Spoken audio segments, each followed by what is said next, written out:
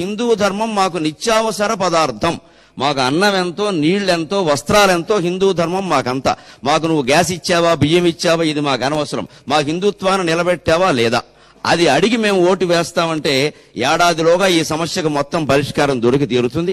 ఇక అక్బరుద్దీన్ కాదు కదా, అల్లా కూడా మాట్లాడలేడు. ఇంకా అనుమానమే లేదు. ఇక్కడ మాట్లాడకుండా బతుకుతారు. వారి దేశాల్లో, పాకిస్తాన్లో హిందువులు ఎలా బతుకుతున్నారు, బంగ్లాదేశ్ లో హిందువులు ఎలా బతుకుతున్నారు, లండన్ లో హిందువులు ఎలా బతుకుతున్నారు, అమెరికాలో హిందువులు ఎలా బతుకుతున్నారు, అలాగే బతుకుతారు. అభ్యంతరం ఏమిటండి? ప్రతి దేశానికి ఓ ప్రధాన మతం ఉంది కదా. అందుకని ఈ దేశంలో హిందూ మతం ప్రధాన మతం అని పార్లమెంట్ లో చట్టం చేసి మనం ప్రకటించి అన్ని హిందువుల యొక్క దీనికి ఏ వేదిక మీద ఎవడొచ్చి మాట్లాడినా ఏ మతం గొప్పదో వాదించడానికి కూడా మేము సిద్ధంగా ఉన్నాం. అన్ని మతాలు సమానమనేది మేము అంగీకరించడం అసలు మాకు కుదిరే వ్యవహారం కాదు. ఖచ్చితంగా వైదిక ధర్మమే గొప్పది, హిందూ మతమే గొప్పది. దాన్ని మించిన మతం లేదు ప్రపంచం మొత్తం మీద. ప్రపంచం మొత్తం మీద ఏ వేదిక మీదైనా ఎవడైనా అంతకంటే గొప్ప మతం ఉందంటే వాదించడానికి సిద్ధంగా ఉన్నాం.